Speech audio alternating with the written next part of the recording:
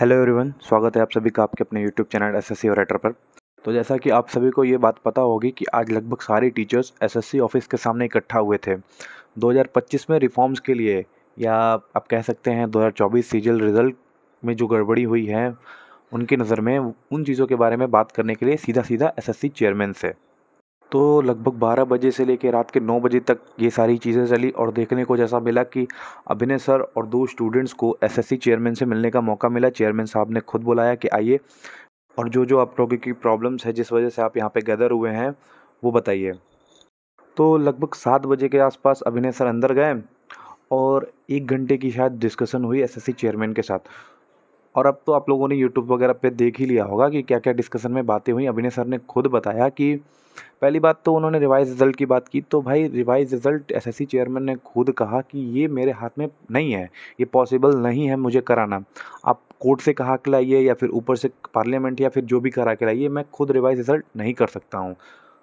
जैसा कि अभिनय सर ने भी बताया कि उन्होंने सारी गलतियां एक्सेप्ट की, लेकिन उन्होंने एक ये बात भी बोली कि अब मैं कुछ कर नहीं सकता हूं, कि मेरे हाथ में जो पॉसिबिलिटी रहेगी वो मैं करूंगा, लेकिन आप जो चाहते हैं कि मैं ये चीज़ें कर लूं तो मैं आपको कोई रिटन स्टेटमेंट नहीं दे सकता हूं।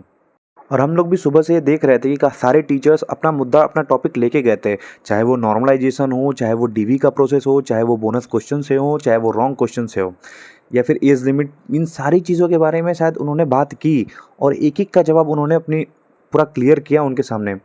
ठीक है यार, देखो मैं एक सीधी सी बात बताता हूँ। जहाँ तक अभिनय सर की बातें सुनकर लगा मुझे कि यार एसएससी चेयरमैन ने खुद ही ये बात कही कि देखिए मेरे हाथ में कुछ नहीं है, सबकी अपनी अपनी अलग अलग कमेटी है। जैसे कि रिजल्ट कोई और डिसाइड करता है, क्वेश्चंस को कोई और निगरानी रखता है कि कैसे क्या क्वेश्चन बोनस देने हैं, क्या चीज़ें करनी है। तो एट दी एंड ये कोर्ट के हाथ में या फिर पार्लियामेंट के हाथ में ही है कि वो रिजल्ट को रिवाइज करा सके। और ये री एग्ज़ाम का तो कोई मुद्दा ही नहीं कि री एग्ज़ाम इज़ पॉसिबल ही नहीं है वो। तो देखो भाई, जो लोग ये बातें बोल रहे हैं ना ग्रुप्स वगैरह में कि हाँ चेयरमैन एसएससी चेयरमैन झुक गया, ये हो गया वो हो गया, यार देखो वो भी इंसान गवर्नमेंट कुर्सी पे बैठा है, वो भी काफ़ी एग्ज़ाम्स वगैरह दे के ही वहाँ पे तक पहुँचा है। ठीक है, तो उसको बच्चों की प्रॉब्लम्स पता है। तो भाई जो जेन्युइन चीज़ें हैं रिफॉर्म्स के लिए वो तो होनी ही चाहिए यार, जैसे कि फेयर एग्ज़ाम होना चाहिए। और जो गड़बड़ी होती है कीबोर्ड टाइपिंग्स वगैरह या फिर सेंटर्स की प्रॉब्लम, ये सारी चीज़ें यार होनी चाहिए, ये रिफॉर्म ज़रूरी है।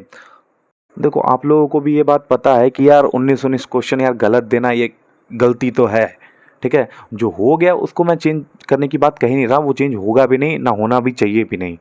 लेकिन यार ये गलत है। एट द एंड आप देखो तो एक पेपर में 19 क्वेश्चन, ठीक है, वो बहुत बड़ी गलती है कि आपने गलत एग्ज़ाम सेट किया। क्योंकि यार ये भी देखा जा रहा है ना कि जिसने क्वेश्चन अटेम्प्ट भी नहीं किए, जिसको ये क्वेश्चंस के बारे में पता भी नहीं था, वो 3 नंबर आसानी से ले गया। और जो बच्चा गलत सही या फिर कुछ उसको आइडिया था उसने किया और उसको नंबर मिले, फिर वो बोनस मिलने का फ़ायदा ही क्या हुआ? फ़ायदा तो उन्हीं को हुआ ना जिसको नहीं आता है। और पूरे टॉपिक में मुझे एक बहुत अच्छी बात लगी कि एसएससी चेयरमैन ने ये कहा कि मैं आपको अश्योर करता हूँ कि आगे से मेंस 2 शिफ्ट में नहीं होगा। तो ये एक बहुत बड़ी बात है और सबके लिए एक अच्छा ही हुआ है लगभग कि यार मेंस 1 शिफ्ट में ही होना चाहिए, क्योंकि नॉर्मलाइजेशन का फिर कोई अनफेयर फेयर चीज़ें कहेगा ही नहीं ना, इतना बड़ा मुद्दा उठेगा ही नहीं कि यार रिजल्ट में ये गड़बड़ हुआ या फिर वो गड़बड़ हुआ। तो भाई यही बात कहूँगा कि जिसका सिलेक्शन हो चुका है वो लोग रिलैक्स रहो, ज़्यादा पैनिक मत करो। अब रिजल्ट में मेरे हिसाब से कुछ नहीं होने वाला है।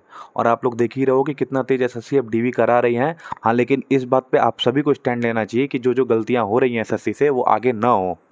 क्योंकि ये बात तो है ही ना यार कि आज किसी के साथ हुआ है, कल किसी के साथ होगा, परसों किसी के साथ होगा, तो ये सिलसिला चलता ही रहेगा। ऐसा नहीं है कि आज उन लोगों के साथ हो गया तो आपके साथ नहीं हो सकता है।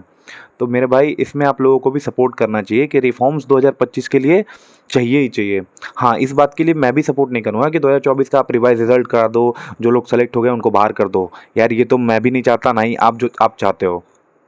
हाँ, कुछ चीज़ें हैं जिसका सपोर्ट सबको करना चाहिए, जैसे वेटिंग लिस्ट वगैरह का जो भी जिस भी तरह से वो लाएँ उसका सपोर्ट करना चाहिए। क्योंकि यार आप लोग भी देख रहे हो कितनी सारी सीट वेस्ट जा रही हैं, उसका कोई फ़ायदा है? कोई फ़ायदा नहीं है।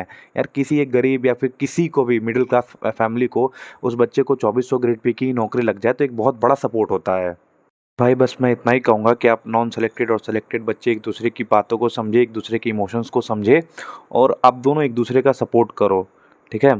बस यही कहना था मुझे। बाकी अगर वीडियो पसंद आई हो तो लाइक और सब्सक्राइब ज़रूर कर देना। Thank you.